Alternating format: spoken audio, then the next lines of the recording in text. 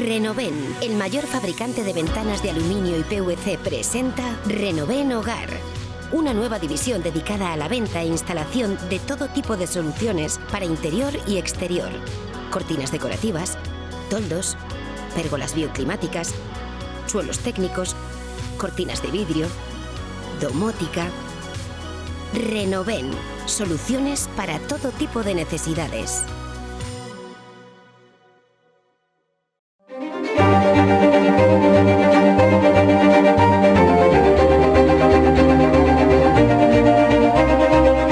Félix Taberna Monzón, vicepresidente primero del Gobierno de Navarra y consejero de Presidencia e Igualdad. Bienvenido a este programa. Bien hallado. ¿Qué es lo que considera ahora mismo el Gobierno de Navarra que le preocupa a la ciudadanía? Pues lógicamente el reto sanitario, que es un reto global, es una de las preocupaciones, el reto de la vivienda es otra de las preocupaciones, el reto migratorio es otra de las preocupaciones, el reto de la sostenibilidad es otra de las preocupaciones. En definitiva, lo que le preocupa a la ciudadanía navarra es lo que está en la agenda europea y lo que preocupa en todos los ámbitos europeos. Navarra no deja de ser sino una de estas 200 regiones europeas. Estamos en un proceso de transformación muy importante y, por lo tanto, nada de lo que ocurre en Europa o en España nos es ajeno. Lo primero que ha citado es la sanidad. Creemos que es el asunto del que más se habla. Todo el mundo conoce a alguien que tiene una lista de espera o que han tardado en darle cita en atención primaria, en fin. ¿Cree que el Gobierno va a terminar la legislatura poniendo las listas de espera, poniendo a la sanidad navarra a niveles que todos esperamos? Sí, yo ahí distinguiría en lo que es el acceso a los servicios públicos de sanidad y lo que es luego ya el servicio como tal, ¿no? Y por lo tanto, primero hay que encuadrar en que tenemos un envejecimiento, que es otro de los grandes retos que tenemos. Nuestra población está creciendo y está envejeciéndose. También hay una falta de profesionales médicos que está también en toda Europa. Y nosotros creemos que primero el acceso ya tenemos vías de solución y se está ordenando porque cuesta digerir los efectos de la pandemia. Y en segundo lugar, ya el reto sanitario de usuarios y pues está claro que es de calidad, de mucha calidad, así lo indican las encuestas, pero lógicamente es un elemento que va a ser muy significativo y muy arduo, porque si no tenemos médicos, médicas y hay cada día más demanda, pues lógicamente el único aliado que tenemos es la digitalización, la telemedicina. Esos son los aliados que tenemos y vamos a explorar y a potenciar todos estos ámbitos, ¿no? Puso el consejero Domínguez, el consejero de Salud, el listón muy alto, queriendo reducir en 1000 pacientes al mes las listas de espera. Bueno, hay que ser ambiciosos y luego posteriormente hay que ir calculando resultados. A mí no me cabe la menor duda que los resultados se van a cumplir y vamos a ir avanzando sobre los techos, los suelos, mejor dicho, que teníamos, ¿no? En ese sentido, yo me considero pues un optimista moderado y que por lo tanto que va a mejorar la atención sanitaria y sobre todo la accesibilidad a estos centros de salud, a los centros especializados, eso no me cabe la menor duda. Han puesto ustedes en las últimas semanas el foco en la polarización, han puesto el foco en la desinformación. ¿Qué va a hacer el Gobierno de Navarra sin pisar ningún callo? ¿Qué va a hacer el Gobierno sin tocar demasiado algunas teclas que puedan afectar a las bases también de la democracia? Sí, bueno, en enero en el balneario de Davos se juntan los máximos responsables económicos del mundo mundial, ¿no? Por decirlo coloquialmente, ¿no? Y ahí hacen unas tendencias a 5 años y a 10 años. Una de las tendencias a 5 y a 10 años es la polarización que se está produciendo y también la desinformación, ¿no? Por lo tanto, esta es una tendencia también global que afecta, hoy estamos en un contexto de campañas europeas en la cual los poderes públicos europeos están preocupados de que haya injerencias externas en la propia campaña de los países europeos, ¿no? Por lo tanto, este es un elemento muy significativo y hay que tener muy en cuenta, incluso desde el punto de vista de la geoestrategia y desde el punto de vista de la defensa. Como tú o usted, como quieras, Roberto, has dicho, pues fundamentalmente no se trata de pisar callos. O sea, yo conozco que cualquier intento de procurar pues una cierta estabilización y una cierta moderación en la intermediación, pues parece que que pueda ser una injerencia, y no es injerencia. Es decir, hoy por hoy estamos en un fenómeno de una sociedad que las instituciones de todo tipo, las políticas, las sociales, las de medios de comunicación, no son capaces de hacer la función lógica de estas instituciones, que es intermediar. Y por lo tanto, uno de los elementos, las ventajas de Internet, es que podemos directamente comunicar, pero el problema es que no tenemos capacidad de intermediar, ¿no? Por lo tanto, nosotros como Gobierno de Navarra estamos en proyectos europeos, estamos en un proyecto europeo próximamente, esperemos que la Comisión Europea lo apruebe, para fundamentalmente la alfabetización digital en el orden de la información de mayores de 65 años.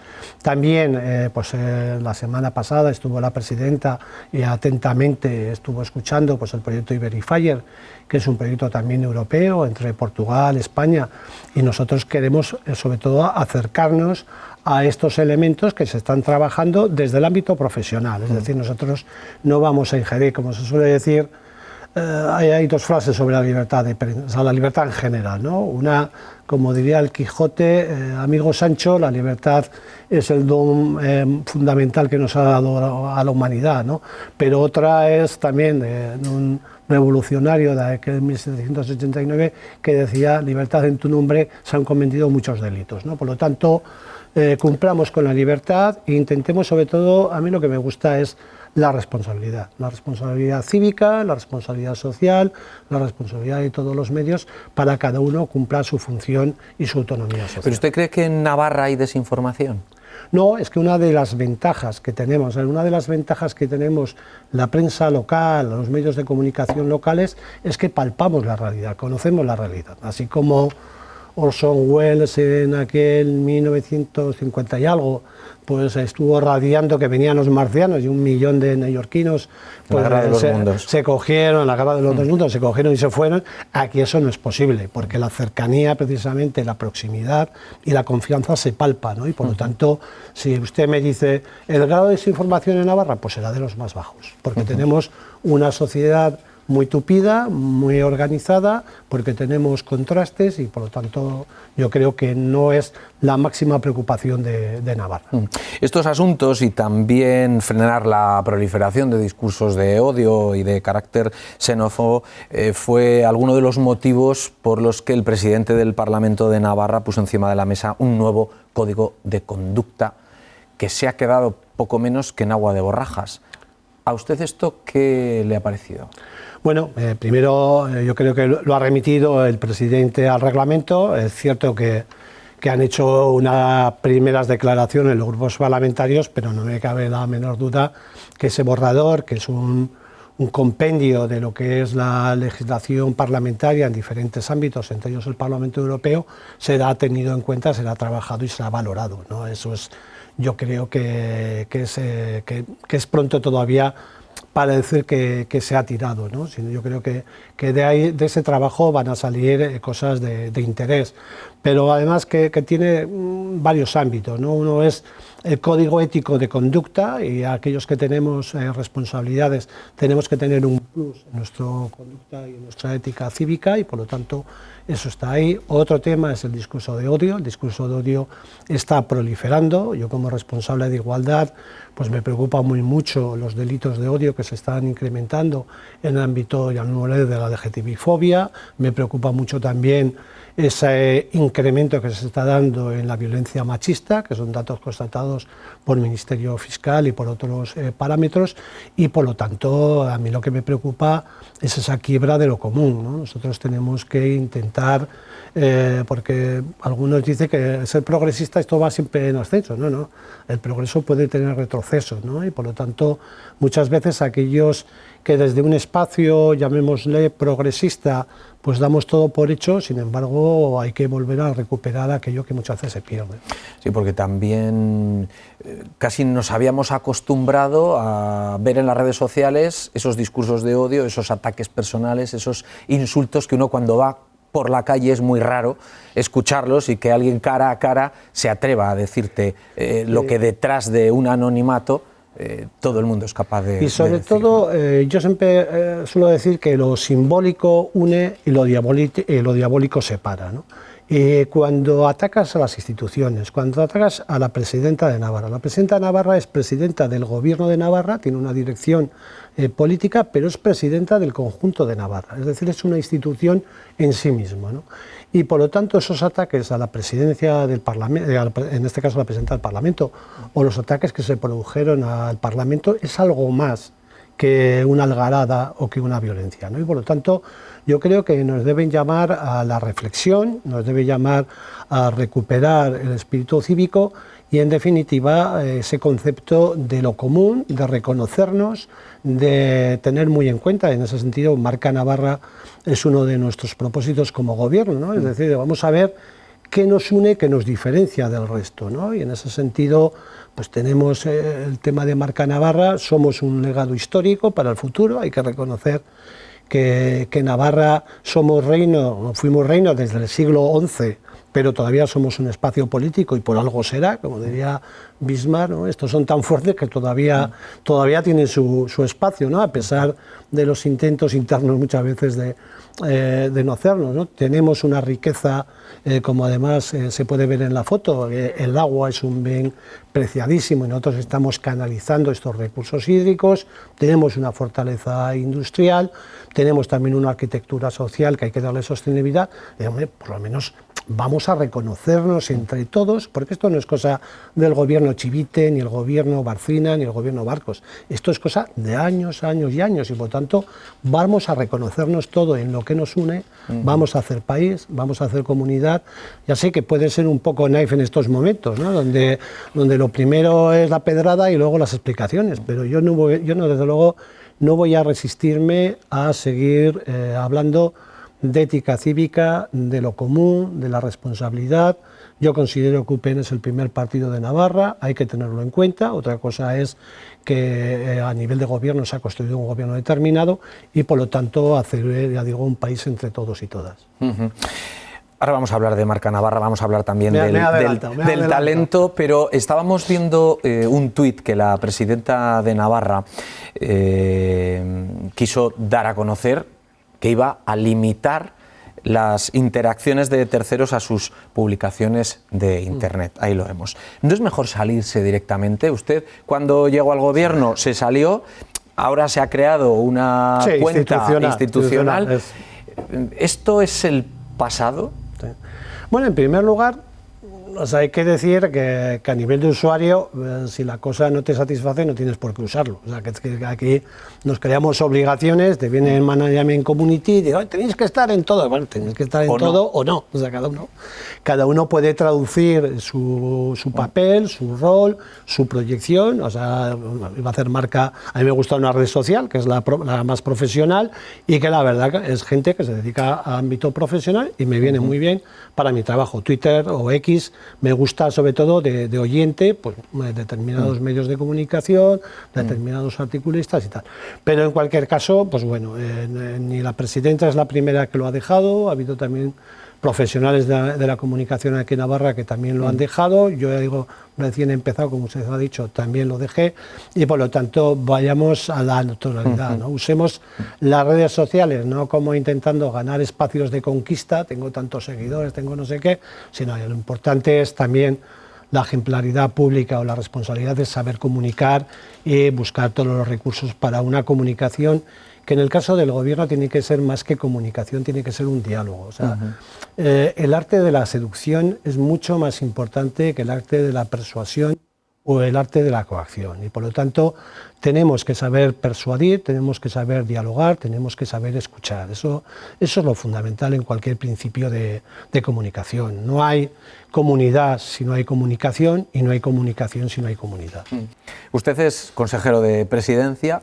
¿Influye sobre la presidenta más ahora o antes, que era su asesor en la legislatura pasada? Actualmente no es mi función. Asesorar era lo que era el encargo que tenía por parte de la presidenta, y ahora mi departamento de primero vicepresidente primero, luego presidencia e igualdad, y por lo tanto dos son funciones. Yo suelo decir que la vicepresidencia primera no entra en el sueldo, es una función primero política, en el sentido de que me toca coordinar la diferente naturaleza política que tiene este gobierno, de ahí esas 3 vicepresidencias que no cuestan dinero, lo digo porque siempre hemos tenido algún pellizco en esta cuestión, y no simplemente lo que se quiere dar es una naturaleza tripartita, y me toca esa función, llamémosla, de coordinación.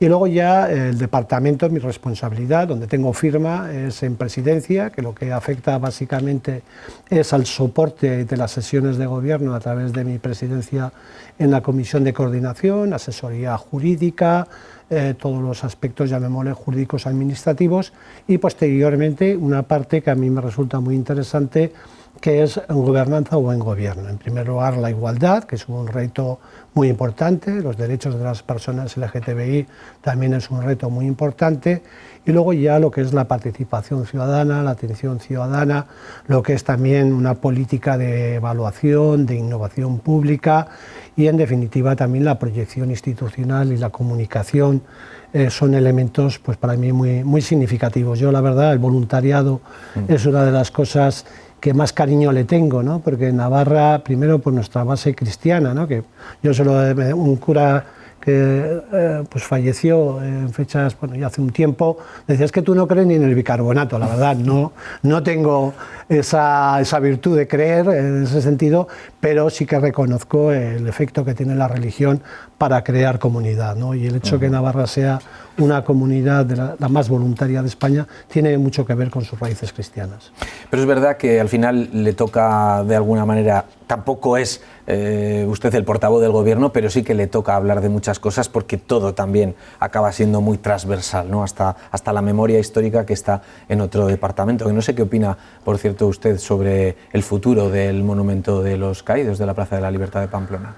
Bueno, en primer lugar, como decía un maestro mío, tú que sabes de música, toca el timbre, ¿no? A mí me toca el timbre, y en este caso la pregunta que me has comentado, que es de timbre, ¿no? Bueno, recientemente ha habido, esto es un ámbito municipal, y recientemente el Grupo Municipal Socialista ha hecho una apuesta por una inversión sólida para la resignificación de este monumento, ¿no? Por lo tanto... ¿Sería un error tirarlo? Desde mi punto de vista, sí. Pero bueno, esta es una posición, hay otras posiciones, habrá procesos y debates, pero yo creo que en este sentido, como se ha hecho en toda Europa o se han hecho en otros espacios que han padecido dictaduras, no ha habido una demolición, sino lo que de la memoria en global, sino ha habido precisamente la resignificación de estos espacios, y en algún caso pues conocer cómo se produjo la historia, ¿no? A propósito de los objetivos que comentábamos antes, los objetivos que se persiguen desde Marca Navarra, en este caso para atraer talento, ¿en qué sectores estratégicos está poniendo el foco o va a poner el foco el Gobierno de Navarra? Sí, el concepto de marca es una bandera, es decir, es para alguien que se fije en ti. O sea, y nuestra marca tiene que estar hecho en el ámbito de Europa, en esas 200 regiones europeas. Es decir, esto es importante, y luego ya, si nos atrevemos a más, ¿no? Y por lo tanto, y para eso yo insisto, para que tengamos una identidad, lo que tenemos es preguntar qué nos une, qué nos distingue del resto, ¿no? Ya he comentado su naturaleza su naturaleza, he comentado su legado histórico, he comentado su industria, he comentado también su arquitectura social, es decir, son elementos, también su cultura también de diferentes dimensiones. Estos son elementos que tenemos, la calidad de vida es otro de los grandes elementos que tenemos, y lo que estamos focando es que se fijen en nosotros, para poder invertir, porque lógicamente nosotros creemos que la mejor forma de producir prosperidad, de producir reparto y de producir sostenibilidad tanto social como medioambiental es creando riqueza, ¿no? El otro día también ya dábamos cuenta de que hay más de 3.000 millones de euros, el presupuesto del Gobierno de Navarra son 6.000, pues ya hay más de 3.000 millones de euros comprometidos en Navarra en diferentes ámbitos, ¿no? La industria del automóvil, que hay una transformación que ya en julio y en agosto ya se producirá, ese cambio de transformación del vehículo de motor al vehículo eléctrico. Ahí está la gran inversión también que se va a producir en Movies, en las baterías de Samsung, que no solamente va a tener como cliente a Volkswagen, sino es una fábrica propia que puede tener a otros clientes. Las energías renovables, otra inversión constante, con una innovación como es el hidrógeno verde, que es una apuesta que hacemos decididamente en Navarra, también en una participación pública-privada. Y luego también hay otras empresas, otros empresarios que vienen aquí, pues bueno, recientemente pues viene Flamagas, una empresa de mecheros, que se instala en Lumbier y viene desde la familia Puig, que son catalanes.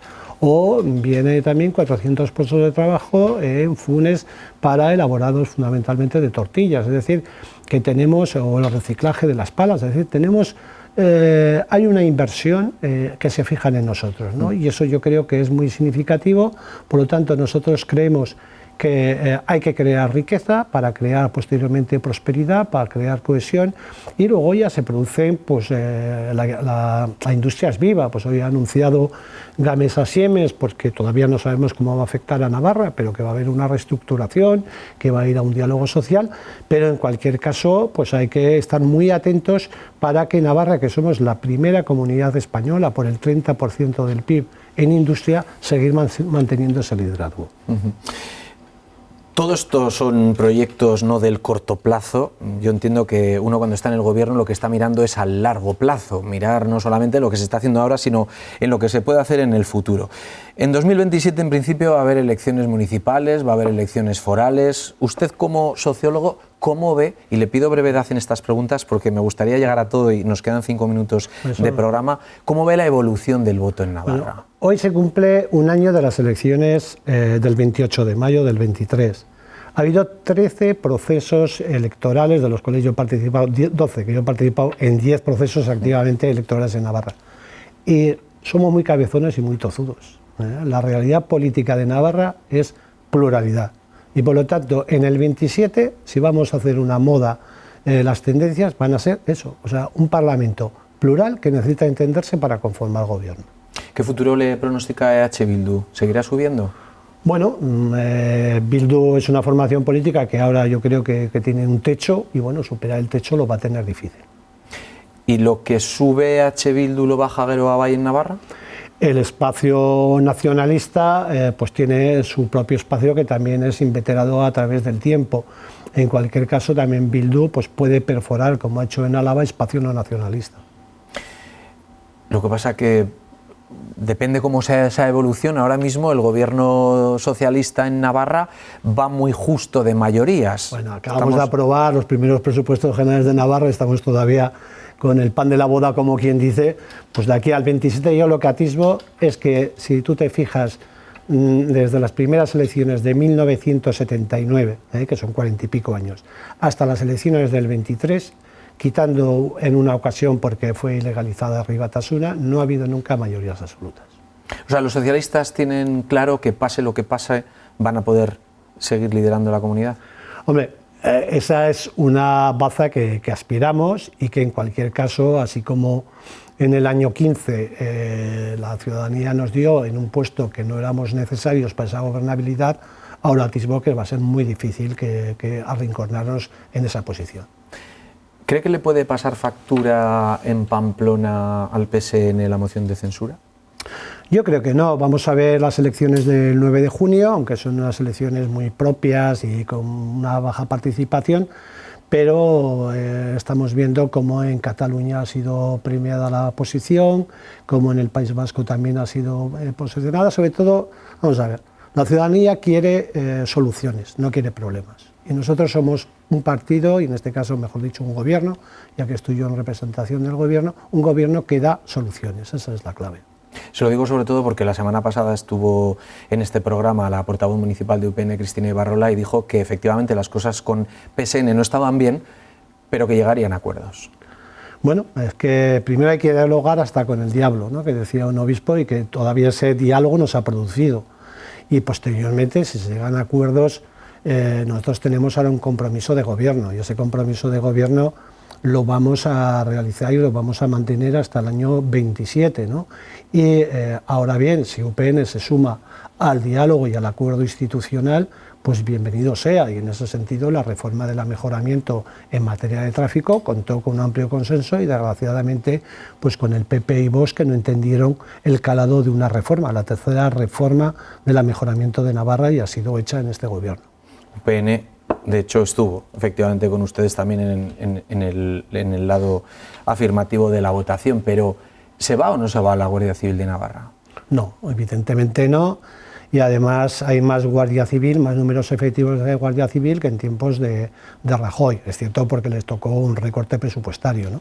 Pero está claro que las fuerzas de seguridad del Estado tienen varias dimensiones: nacional, Guardia Civil, Policía Municipal, Policía Foral, y el propósito es la coordinación.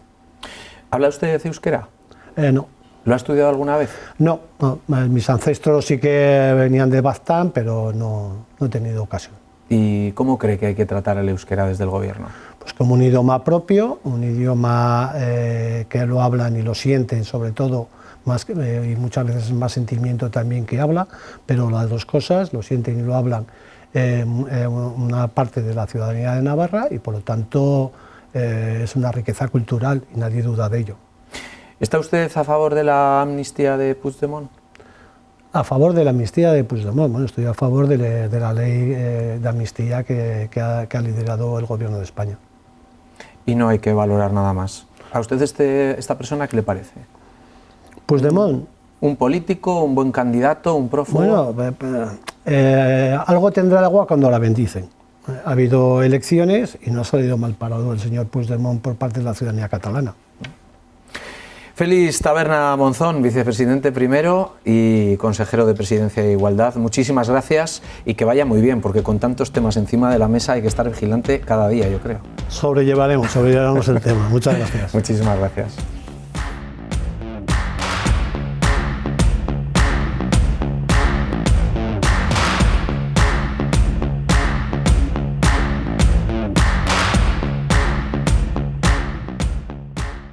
Renoven, el mayor fabricante de ventanas de aluminio y PVC, presenta Renoven Hogar. Una nueva división dedicada a la venta e instalación de todo tipo de soluciones para interior y exterior. Cortinas decorativas, toldos, pérgolas bioclimáticas, suelos técnicos, cortinas de vidrio, domótica. Renoven, soluciones para todo tipo de necesidades.